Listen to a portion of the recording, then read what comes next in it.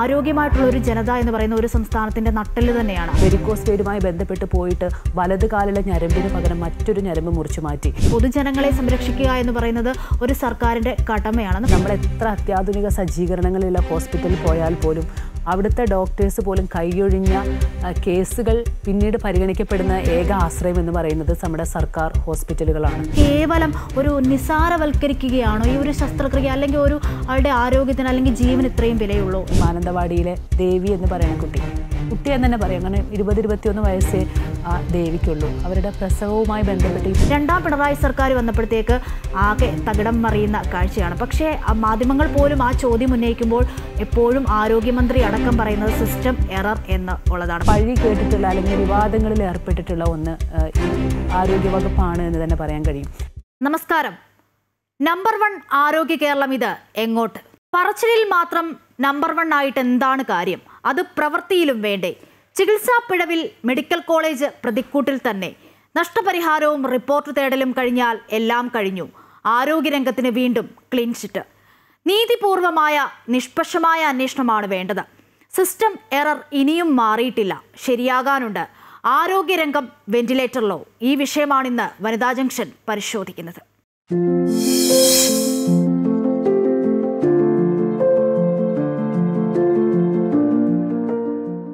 അമ്പിളി, ഞാൻ പറഞ്ഞ പോലെ തന്നെ ആരോഗ്യരംഗം വെന്റിലേറ്ററിൽ തന്നെയാണ് എന്നത് ഉറപ്പിക്കുകയാണ്. കാരണം ഓരോ ദിവസങ്ങളിലും ഓരോ പരാതികളും പരിഭവങ്ങളുമാണ് ഇങ്ങനെ വന്നുകൊണ്ടിരിക്കുന്നത്. വീണ്ടും ചികിത്സാ പിഴവുണ്ടായിരിക്കുകയാണ് മാനന്തവാടി മെഡിക്കൽ കോളേജിൽ. ആ കുട്ടി അനുഭവിച്ച ദുരാവസ്ഥയാണ് നമ്മളിന്ന് തുറന്നു കാട്ടപ്പെടുന്നത്. നമ്മുടെ പൊതുജനാരോഗ്യ മേഖല സാധാരണക്കാരായ അല്ലെങ്കിൽ നമ്മുടെ ജനങ്ങളോട് എത്രത്തോളം അപകടകരമായ അവസ്ഥയിലാണ് പെരുമാറുന്നത്, അല്ലെങ്കിൽ ആ മേഖല എത്രത്തോളം മോശമായ ഒരു സാഹചര്യത്തിലൂടെ കടന്നു പോകുന്നു എന്നുള്ള സംഭവങ്ങൾ ഈ സമീപകാലത്തെല്ലാം നമ്മൾ പല സംഭവങ്ങളിലൂടെയും കണ്ടതാണ്.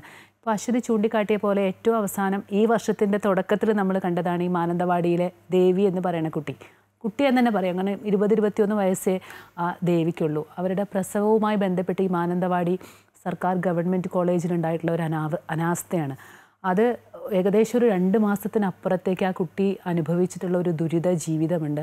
പക്ഷേ ആ 2 മാസ കാലയളവിലും അവർ അനുഭവിച്ച അസ്വസ്ഥതകൾ, ശാരീരിക അസ്വസ്ഥതകൾ അല്ലെങ്കിൽ ബുദ്ധിമുട്ടുകളൊക്കെ ഉണ്ടാകുമ്പോഴും ആ ആശുപത്രി അധികൃതരെ സമീപിക്കുമ്പോൾ അവിടുന്ന് അവർക്ക് വീണ്ടും ഒരു ദുരവസ്ഥയാണ് നേരിട്ടിട്ടുള്ളത്. പിന്നീട് അത് മാധ്യമങ്ങളിലൂടെ വാർത്തയാകുന്നു. അങ്ങനെയാണ് ആരോഗ്യവകുപ്പ് അതിലൊരു നടപടി അല്ലെങ്കിൽ എന്താണ് എന്ന് അന്വേഷിക്കാനുള്ള ഒരു ഉത്തരവ് പോലും ഉണ്ടായത്. ഇന്നിപ്പോൾ നമുക്കറിയാം ആരോഗ്യമന്ത്രി അതിലൊരു വിശദമായ റിപ്പോർട്ട് തേടിയിട്ടുണ്ട്. ആ കുട്ടിക്ക് എന്താണോ സംഭവിച്ചത് അതിൽ നടപടി ഉണ്ടാകും, നഷ്ടപരിഹാരം ഉണ്ടാകും എന്നൊക്കെ പറഞ്ഞിട്ടുണ്ട്.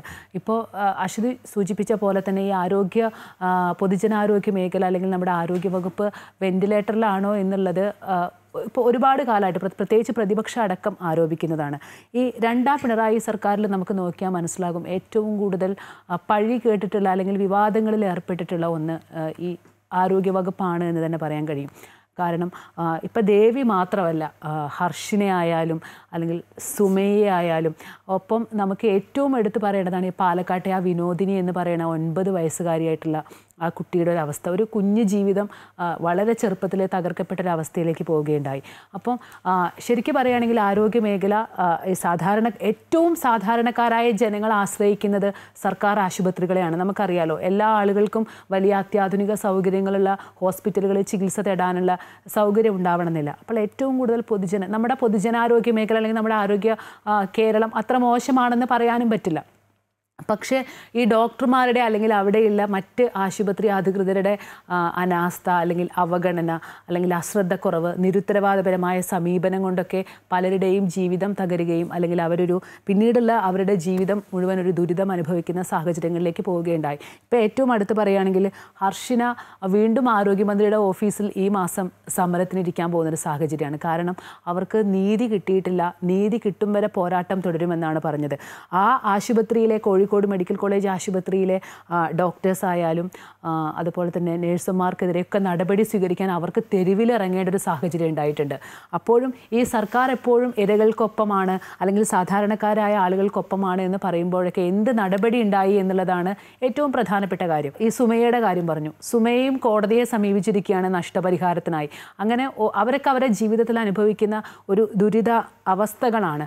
ആ വിനോദിനി എന്ന് പറയുന്ന കുട്ടിക്ക് ഇപ്പോൾ കൈ വെച്ച് പിടിപ്പിക്കാനുള്ള ഒരു സാഹചര്യത്തിലേക്ക് എത്തിയിട്ടുണ്ട്. അമൃത ആശുപത്രിയിൽ അതിനുള്ള നടപടിക്രമങ്ങളൊക്കെ ആരംഭിച്ചു എന്നാണ് മനസ്സിലാക്കുന്നത്. പക്ഷേ അവിടെ പാലക്കാട് ജില്ലാ ആശുപത്രിയിലെ 2 ഡോക്ടർമാരെ സസ്പെൻഡ് ചെയ്തു. അതിനപ്പുറത്തേക്ക് എന്ത് നടപടിയാണ് ഉണ്ടായത് എന്നുള്ളതൊരു പ്രധാനപ്പെട്ട ചോദ്യമാണ്. അപ്പോൾ ആരോഗ്യ മേഖല ഒരു അപകടാവസ്ഥയിലൂടെ കടന്നു പോകുന്നുണ്ട്. അത് അവിടെ ചികിത്സയ്ക്കെത്തുന്ന രോഗികൾക്ക് മാത്രമല്ല, രോഗികളോട് മാത്രമല്ല, ഡോക്ടർമാർക്ക് സമൂഹത്തിനോട് കൂടി ഉത്തരവാദിത്തം ഉണ്ട് എന്നാണ് മനസ്സിലാക്കുന്നത്. അപ്പോൾ ഒരു അപകടമായ അവസ്ഥയിലൂടെ തന്നെ കടന്നു പോകുന്നു. ഇത് ഒറ്റപ്പെട്ട സംഭവങ്ങളാണ് എന്ന് ചൂണ്ടിക്കാണിക്കുമ്പോഴും പല ആളുകളുടെയും ജീവിതം തന്നെ തകർന്നു പോകുന്ന, അല്ലെങ്കിൽ ജീവിതകാലം മുഴുവൻ അവർക്ക് ദുരിതം അനുഭവിക്കേണ്ട ഒരു അവസ്ഥയിലൂടെ കടന്നു പോകുന്നുണ്ട് എന്നാണ് മനസ്സിലാക്കുന്നത്. അതാണ് നമ്മളീ ഒറ്റപ്പെട്ട സംഭവം എന്ന് പറയാൻ പറ്റുമോ എന്നറിയില്ല. കാരണം മാധ്യമങ്ങൾ കൊണ്ടുവരുന്ന, അല്ലെങ്കിൽ ഇത് വാർത്തയാകുമ്പോഴാണ് പൊതുജനം അറിയുന്നത്. ഇങ്ങനെ അറിയപ്പെടാത്ത എത്രയോ സാഹചര്യങ്ങൾ ഒരുപക്ഷെ ഉണ്ടാകാം. എല്ലാ മെഡിക്കൽ കോളേജിലെ കാര്യമല്ല പറയുന്നത്, എങ്കിൽ പോലും ഉണ്ടായിരിക്കാം എന്നുള്ളതാണ്. നമുക്കറിയാം ആരോഗ്യരംഗം തീരെ മോശമെന്നൊന്നും നമുക്ക് പറയാൻ പറ്റത്തില്ല. കാരണം ഒരുപാട് ഉദാഹരണങ്ങൾ നമുക്ക് മുൻപിലുണ്ട്. കഴിഞ്ഞിടയിലാണെങ്കിൽ പോലും എറണാകുളത്ത് ജില്ലാ ആശുപത്രിയിൽ ഹൃദയ ശസ്ത്രക്രിയ നടന്നു. അത് ഉത്തമ ഉദാഹരണമാണ്. ആരോഗ്യമായിട്ടുള്ള ഒരു ജനത എന്ന് പറയുന്ന ഒരു സംസ്ഥാനത്തിന്റെ നട്ടെല്ല് തന്നെയാണ്. അപ്പോൾ അവരെ സംരക്ഷിക്കുക എന്ന് പറയുന്നത്, അല്ലെങ്കിൽ പൊതുജനങ്ങളെ സംരക്ഷിക്കുക എന്ന് പറയുന്നത് ഒരു സർക്കാരിന്റെ കടമയാണ്. നമുക്കറിയാം 1ാം പിണറായി സർക്കാരിന്റെ കാലത്തൊക്കെ ആരോഗ്യരംഗം വളരെ മെച്ചപ്പെട്ട ഒരു സാഹചര്യത്തിലൂടെ തന്നെയാണ് പോകുന്നത്. എൻ്റെ ഓർമ്മയാണെങ്കിൽ കോവിഡ് കാലമായിരുന്നു. അപ്പോൾ ഒരു മറ്റ് രാജ്യങ്ങൾക്ക് പോലും മാതൃകയാകാവുന്ന ഒരു സംസ്ഥാനമായി നമ്മുടെ കേരളം മാറി. പക്ഷേ 2ാം പിണറായി സർക്കാർ വന്നപ്പോഴത്തേക്ക് ആകെ തകിടം മറിയുന്ന കാഴ്ചയാണ്. പക്ഷേ മാധ്യമങ്ങൾ പോലും ആ ചോദ്യം ഉന്നയിക്കുമ്പോൾ എപ്പോഴും ആരോഗ്യമന്ത്രി അടക്കം പറയുന്നത് സിസ്റ്റം എറർ എന്നുള്ളതാണ്. പക്ഷേ ആ സിസ്റ്റം എറർ ചൂണ്ടിക്കാണിക്കുമ്പോഴും അവർക്കെതിരെ നടപടിയെടുക്കുന്നു. അതിനും ഉദാഹരണങ്ങൾ നമുക്ക് മുൻപിലുണ്ട്. തിരുവനന്തപുരം മെഡിക്കൽ കോളേജിൽ ഉപകരണങ്ങളുടെ ക്ഷാമം മൂലം ഒരു മുതിർന്ന ഉദ്യോഗസ്ഥൻ അത് ചൂണ്ടിക്കാണിക്കുമ്പോൾ എന്താണ് ഉണ്ടായത്? അത് പരിഹരിക്കാനല്ല ശ്രമിച്ചത്, പക്ഷേ ആ ഉദ്യോഗസ്ഥനെ തഴയപ്പെട്ടു, സസ്പെൻഷനിലേക്ക് എത്തുന്നു. അങ്ങനെയാണോ വേണ്ടത് എന്നുള്ളത് നമ്മൾ ചിന്തിക്കണം. കാരണം നമ്മളൊരു കാര്യം ഇല്ല, അല്ലെങ്കിൽ അതിൻ്റെ ഒരു പിഴവുണ്ട്, അവിടെ എങ്ങനെ സംഭവിക്കുന്നു എന്ന് പറയുമ്പോൾ അതെന്താണെന്ന് മനസ്സിലാക്കി അത് അന്വേഷിച്ച് അത് പരിഹരിക്കുകയാണല്ലോ വേണ്ടത്. അതിൻ്റെ ഒരു മറുവശം തന്നെയാണ്. ഇപ്പോൾ അമ്പിളി സൂചിപ്പിച്ച പോലെ തന്നെ ഈ കുട്ടി ദേവി എന്ന് പറയുന്നത് 21 വയസ്സുകാരി, 21 വയസ്സ് മാത്രം പ്രായമുള്ള ദേവി ഒക്ടോബർ 20 അവർ ആശുപത്രിയിൽ പോകുന്നു. പ്രസവം കഴിഞ്ഞ് വീട്ടിലെത്തുമ്പോഴത്തേക്ക് ഒരു 20 ദിവസം കഴിഞ്ഞിട്ട് ഈ കുട്ടിക്ക് വയറുവേദന എടുക്കുകയാണ്. അപ്പം 2 തവണ ഈ കുട്ടി മാനന്തവാടി ആശുപത്രിയിൽ തന്നെ പോയി ഡോക്ടറെ സമീപിച്ചു. പക്ഷേ അപ്പോഴെല്ലാം അവർ പറയുന്നത് എന്താണ്? സ്കാനിങ് ഒന്നും വേണ്ട, അതിൻ്റെ ആവശ്യമില്ല, നിങ്ങൾ നന്നായിട്ട് വെള്ളം കുടിച്ചാൽ മതി എന്നുള്ള ഒരു ഒഴുക്കൻ ഉത്തരമാണ്, സാധാ ഉത്തരമാണ് പറയുന്നത്. പിന്നീട് ഈ വയറിൽ കുടുങ്ങിപ്പോയ തുണി പുറത്തേക്ക് വരുന്ന ഒരവസ്ഥ. അപ്പോൾ ഒന്ന് ആലോചിച്ച് നോക്കി, എത്ര ഭയാനകമാണ് ആ കുട്ടി അനുഭവിച്ച വേദന, അല്ലെങ്കിൽ മാനസിക സംഘർഷം. ഇതൊക്കെ നമുക്ക് ഊഹിക്കാവുന്നതേ ഉള്ളൂ, നമുക്ക് മനസ്സിലാക്കാൻ കഴിയുന്നതേ ഉള്ളൂ. അപ്പം ഈ സിസ്റ്റത്തിൻ്റെ എറർ എവിടെയാണ്? എപ്പോഴും ആരോഗ്യമന്ത്രി വന്ന് പറയുന്നത് സിസ്റ്റം എററാണ്, അല്ലെങ്കിൽ അന്വേഷിക്കട്ടെ, അന്വേഷണത്തിന് ഉത്തരവ് കൊടുത്തിട്ടുണ്ട്, റിപ്പോർട്ട് തേടിയിട്ടുണ്ട്. ആ റിപ്പോർട്ട് തേടലിലൂടെ എല്ലാം കഴിഞ്ഞു എന്നാണ് ആരോഗ്യരംഗം മനസ്സിലാക്കുന്നത്. അതാണോ എന്ന് പോലും അങ്ങനെ പലതരത്തിലുള്ള നടപടികളും റിപ്പോർട്ടുകളൊക്കെ ഉണ്ടാകുന്നതിനപ്പുറത്തേക്ക് എന്ത് ഒരു ശാശ്വതമായ പരിഹാരം ഇതിൽ കാണുന്നു എന്നുള്ളതാണ് ഏറ്റവും പ്രധാനപ്പെട്ട ഒരു ചോദ്യം. ഇപ്പോൾ നേരത്തെ സൂചിപ്പിച്ച പോലെ തന്നെ ഈ നീതിക്കായി ഹർഷിന പോരാടുന്നു, സുമയ്യ പോരാടുന്നു. ഇപ്പോൾ ഈ ദേവിയുടെ സംഭവം പറയുമ്പോഴാണ്, ഇപ്പോൾ നമ്മളൊരു സർക്കാർ മെഡിക്കൽ കോളേജിൻ്റെ ഒരു കാര്യം പറയുമ്പോൾ സാധാരണ എല്ലാ ആളുകൾക്കും വലിയ അത്യാധുനിക സജ്ജീകരണങ്ങളിലുള്ള ഹോസ്പിറ്റലുകളിൽ പോയി ചികിത്സിക്കാനോ അല്ലെങ്കിൽ പ്രസവം നടത്താനോ സാധ്യമായിട്ടുള്ള അങ്ങനെയുള്ള ആളുകൾ ഉള്ള ഒരു സ്റ്റേറ്റ് അല്ല നമ്മുടെ കേരളം എന്ന് പറയുന്നത്. ഇപ്പോൾ ഹർഷിനെ ആയാലും ഈ പ്രസവ ശസ്ത്രക്രിയക്കിടയിലാണ് ഈ കത്രിക കുടുങ്ങുന്നത്. 4-4.5 വർഷമാണ് അവർ ഒരു ദുരിത ജീവിതം അനുഭവിച്ചത്. അത് അവർക്ക് മാത്രമേ അവരുടെ ആ യാതന അറിയുള്ളൂ. ഇപ്പോൾ ദേവി, ഇപ്പോൾ സർക്കാർ ആശുപത്രികളിൽ ഈ പ്രസവത്തിൻ്റെ എണ്ണം എന്ന് പറയുന്നത് നമുക്ക് ചിന്തിക്കാൻ പോലും പറ്റാത്തതാണ് എന്നാണ് ഡോക്ടർമാരും അതുപോലെ തന്നെ അതുമായി ബന്ധപ്പെട്ടവരൊക്കെ പറയുന്നത്. അത്രത്തോളം ആളുകൾ വരുന്നുണ്ട്. നമ്മളൊരു സ്വകാര്യ ആശുപത്രിയിൽ എണ്ണി തിട്ടപ്പെടുത്തുന്നത് പോലെയല്ല. അപ്പോൾ അവിടെ ഈ പറയുന്ന പോലെ തന്നെ പലപ്പോഴും പണ്ട് മുതലേ നമ്മൾ പറഞ്ഞു കേട്ടിട്ടുള്ളതാണ്, ഈ പ്രസവവും അസുഖവുമായി ബന്ധപ്പെട്ടൊക്കെ സർക്കാർ ആശുപത്രികളിൽ പോകുമ്പോൾ വലിയ നല്ല രീതിയിലുള്ള ഒരു പെരുമാറ്റമൊന്നും ഉണ്ടാവാറില്ല. കാരണം അത്രയ്ക്ക് ആളുകളാണ്, എല്ലാവരെയും അവർക്ക് വലിയ രീതിയിൽ പരിഗണിക്കാൻ പറ്റുന്ന ഒരു സാഹചര്യം ഒന്നും ആയിക്കൊള്ളുന്നില്ല. ദേവി തന്നെ പറയുന്നുണ്ട്, അതായത് നിങ്ങൾ മാത്രമല്ല ഇവിടെ പ്രസവിക്കുന്നത്, ഞങ്ങൾക്ക് ഇനിയും ഒരുപാട് പേരെ നോക്കാനുണ്ട് എന്ന് നേഴ്സുമാർ പറഞ്ഞു എന്ന് ദേവി തന്നെ പറയുന്നുണ്ട്. അപ്പോൾ അതൊന്നുമല്ല, ആരോ വന്നോട്ടെ, നിരവധി ആളുകളുണ്ടാവും, പക്ഷേ കൊടുക്കുന്ന ചികിത്സ വേണ്ടപ്പെട്ട മെച്ചപ്പെട്ട രീതിയിൽ കൊടുക്കുക എന്നത് തന്നെയല്ലേ ഇത്. ഈ വയറുവേദനയുമായിട്ട് ഈ കുട്ടി ചെല്ലുമ്പോൾ ഇതൊന്ന് സ്കാൻ ചെയ്യാൻ പോലും അവിടുത്തെ അധികൃതരോ ഡോക്ടർമാരോ തയ്യാറാകുന്നില്ല. ഈ വയനാട് മാനന്തവാടി സർക്കാർ മെഡിക്കൽ കോളേജിൽ ഈ ദേവിയുടെ സംഭവം മാത്രമല്ല, ഇതിനു മുമ്പും അവിടെ വലിയ രീതിയിലുള്ള അനാസ്ഥ നടന്നിട്ടുണ്ട്. ഹാഷിം എന്ന് പറഞ്ഞിട്ടുള്ള ഒരു ചെറുപ്പക്കാരന് അയാളുടെ ജോലി പോലും നഷ്ടമായ സംഭവമുണ്ട്. അതായത് വെരിക്കോസ് വെയിനുമായി ബന്ധപ്പെട്ട് പോയിട്ട് വലത് കാലിലെ ഞരമ്പിന് പകരം മറ്റൊരു ഞരമ്പ് മുറിച്ചു മാറ്റി. സർക്കാർ ഈ ഡ്രൈവർ തസ്തികയിൽ ബന്ധപ്പെട്ട് സർക്കാർ PSC പരീക്ഷയിലെ 17ാം റാങ്കുകാരനായിരുന്നു അയാൾ. പക്ഷേ കാലിൻ്റെ ചലനശേഷി നഷ്ടപ്പെട്ടതുകൊണ്ട് ജോലി പോയി. അതേപോലെ തന്നെ അതേ ഹോസ്പിറ്റലിലെ ജീവനക്കാരനാണ് ഗിരീഷ്. ഹെർണിയ ശസ്ത്രക്രിയ നടത്തിയിട്ട് അയാളുടെ മെയിൽ ഓർഗൻ മുറിച്ചു മാറ്റേണ്ട ഒരു അവസ്ഥയുണ്ടായി. അങ്ങനെ പല ആളുകളുടെ ജീവിതമാണ് പാതി വഴിയിൽ സാധാരണ ഒരു അസുഖവുമായി ബന്ധപ്പെട്ട് പോയിട്ട് അവരുടെ ജീവിതം തന്നെ നഷ്ടപ്പെട്ടു പോകുന്ന സാഹചര്യം. ഇതിലൊക്കെ എന്ത് നടപടി എടുത്തു എന്നുള്ളതാണ്. ഏറിപ്പോയാലൊരു സസ്പെൻഷൻ, ഡോക്ടർമാർക്ക് സസ്പെൻഷൻ അല്ലെങ്കിൽ നേഴ്സിന് സസ്പെൻഷൻ, ഇതിനപ്പുറത്തേക്ക് എന്ത് നടപടി ഉണ്ടാകുന്നു, അല്ലെങ്കിൽ ഇനി ഇത്തരത്തിലുള്ള നടപടികൾ ആവർത്തിക്കാതിരിക്കാനുള്ള നടപടിയാണ് അല്ലെങ്കിൽ എന്ത് രീതിയിലുള്ള ശിക്ഷയാണ് ആരോഗ്യവകുപ്പ് എടുത്തിട്ടുള്ളത് എന്നുള്ളതൊരു പ്രധാനപ്പെട്ട ചോദ്യമാണ്. ഇപ്പോൾ അശ്വതി സൂചിപ്പിച്ച പോലെ തന്നെ നമ്മുടെ സംസ്ഥാനം അല്ലെങ്കിൽ ഹൃദയ ശസ്ത്രക്രിയയിൽ സർക്കാർ ജനറൽ ആശുപത്രി അതൊരു ചരിത്രപരമായ അഭിമാനകരമായ ഒരു നേട്ടമാണ്. പിന്നെ വർഷങ്ങളായില്ല നമ്മുടെ ഈ മാതൃമരണ ശിശുമരണ നിരക്കൊക്കെ കുറയ്ക്കുന്നതിൽ നമ്മൾ ലോകത്തെ തന്നെ മാതൃകയാണ്, ഏറ്റവും മുന്നിലാണ്. അപ്പോഴാണ് ഇങ്ങനെയുള്ള ഓരോ നാണക്കേട്, അതായത് തുടക്കത്തിൽ സൂചിപ്പിച്ച പോലെ നമ്പർ 1 ആരോഗ്യ കേരളം എന്ന് പറയുന്നതിന് ഒരു അപമാനമായിട്ടുള്ള ഇത്തരത്തിലുള്ളൊരു ഇടപെടൽ. ഇത് ഒരു ആരോഗ്യമന്ത്രിയുടെ കുഴപ്പമോ അല്ലെങ്കിൽ ഒരു ആരോഗ്യ വകുപ്പിൻ്റേതോ അല്ലെങ്കിൽ ആരോഗ്യ വകുപ്പിലിരിക്കുന്ന ഉന്നത ഉദ്യോഗസ്ഥരുടെ കുഴപ്പമല്ല. ശരിക്ക് രോഗിയോടും അതുപോലെ തന്നെ സമൂഹത്തിനോടും പൊതുജനാരോഗ്യം എന്ന് പറയുന്നത് ഒരു സ്റ്റേറ്റിൻ്റെ അശ്വതി നേരത്തെ സൂചിപ്പിച്ച പോലെ തന്നെ നട്ടെല്ലാണ്.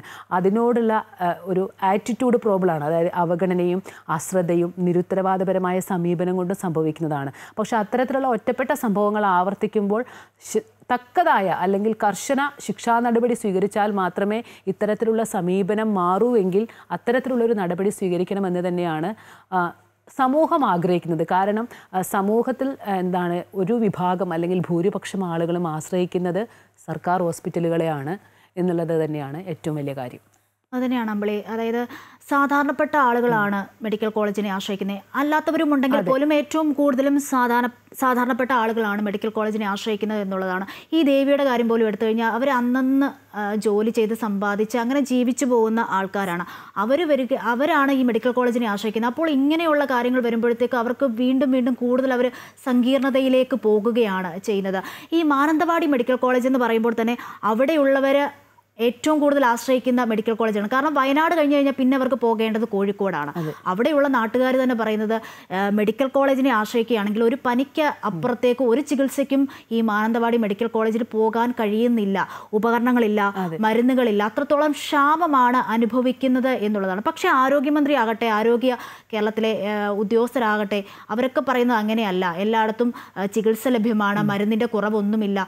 അവിടെ തന്നെയാണ് ഇത് വീണ്ടും ഇങ്ങനെ ആവർത്തിച്ചുകൊണ്ടിരിക്കുന്നത് എന്നതും ശ്രദ്ധേയമാണ്. അശ്വതി പറഞ്ഞ പോലെ തന്നെ ഇപ്പോൾ പ്രസവമായാലും മറ്റെന്ത് അസുഖങ്ങളായാലും നമ്മൾ എത്ര അത്യാധുനിക സജ്ജീകരണങ്ങളുള്ള ഹോസ്പിറ്റലിൽ പോയാൽ പോലും അവിടുത്തെ ഡോക്ടേഴ്സ് പോലും കൈയൊഴിഞ്ഞ കേസുകൾ പിന്നീട് പരിഗണിക്കപ്പെടുന്ന ഏക ആശ്രയം എന്ന് പറയുന്നത് നമ്മുടെ സർക്കാർ ഹോസ്പിറ്റലുകളാണ്. അതുകൊണ്ട് പൊതുജനാരോഗ്യ മേഖലയ്ക്ക് അല്ലെങ്കിൽ നമ്മുടെ ഡോക്ടേഴ്സിന് രോഗികളോട്, സമൂഹത്തിനോട് അല്ലെങ്കിൽ ജനങ്ങളോട് വലിയ ഒരു ഉത്തരവാദിത്തം ഉണ്ട് എന്നാണ് മനസ്സിലാക്കുന്നത്. ഇത്തരത്തിലുള്ള ഒറ്റപ്പെട്ട സംഭവങ്ങൾ നേരത്തെ സൂചിപ്പിച്ച പോലെ തന്നെ വലിയ അപകടാവസ്ഥയിലേക്കാണ് കാര്യങ്ങൾ പോകുന്നത് എന്ന് തന്നെ പറയേണ്ടി വരും. ഏറ്റവും ഒരു വിചിത്രമായ സംഭവം എന്താണെന്ന് അറിയാമോ അമ്പിളി? ഈ കാര്യത്തിൽ എനിക്ക് തോന്നിയ ഒരു കാര്യമാണ്. അതായത് ഈ കുട്ടിക്ക് ശസ്ത്രക്രിയ അല്ലെങ്കിൽ പ്രസവം കഴിയുന്നു, അപ്പോൾ ബ്ലീഡിങ് ഉണ്ടാകുന്നു. ബ്ലീഡിങ് ഉണ്ടായപ്പോഴാണ് ഈ തുണി അവിടെ വെക്കുന്നത് എന്ന് പറയുന്നു. പിന്നീട് ഡോക്ടർ പറഞ്ഞൊരു വിചിത്ര മറുപടി എന്താണെന്നറിയാമോ? ഈ തുണി എടുക്കാൻ മറന്നുപോയി എന്നുള്ളത്. അപ്പോൾ കേവലം ഒരു നിസാരവൽക്കരിക്കുകയാണോ ഈ ഒരു ശസ്ത്രക്രിയ, അല്ലെങ്കിൽ ഒരു ആളുടെ ആരോഗ്യത്തിന് അല്ലെങ്കിൽ ജീവന് ഇത്രയും വിലയുള്ളൂ എന്നുള്ള ഒരു ചോദ്യത്തിനുമല്ലേ? അതുകൊണ്ടാണ് അവർ അത്തരത്തിലുള്ള ദുരിതം അനുഭവിച്ച അല്ലെങ്കിൽ അത്തരത്തിലുള്ള ശാരീരിക അസ്വസ്ഥതകൾ അനുഭവപ്പെട്ടപ്പോൾ 2 തവണയാണല്ലോ ഹോസ്പിറ്റലിൽ സമീപിച്ചത്. അപ്പോൾ പോലെങ്കിലും ഒരു വിശദമായ പരിശോധനയ്ക്ക് തയ്യാറായിരുന്നെങ്കിൽ ഇതുപോലൊരു അവസ്ഥയിലേക്ക് ആ കുട്ടിക്ക് പോകേണ്ടി വരില്ല. അപ്പോൾ അത്തരത്തിലൊരു നടപടി അല്ലെങ്കിൽ അത്തരത്തിലൊരു സമീപനം ഡോക്ടർമാരുടെ ഭാഗത്തു നിന്ന് ഉണ്ടായിട്ടില്ല എന്നുള്ളത് വലിയ വീഴ്ച തന്നെയാണ്. 2 തവണ സ്കാനിങ് വേണമെന്ന് പറഞ്ഞപ്പോൾ പോലും അത് വേണ്ട, അങ്ങനെയല്ല എന്നാണ് ഡോക്ടർമാർ പറയുന്നത് എന്നുള്ളതാണ്. ഇനിയെങ്കിലും ആരോഗ്യ കേരളം ഉണർന്ന് പ്രവർത്തിക്കട്ടെ. ഹർഷിന, സുമയ്യ, ദേവി ഒന്നും ഇനിയും ഉണ്ടാകാതിരിക്കട്ടെ എന്ന് പ്രതീക്ഷിക്കുന്നു.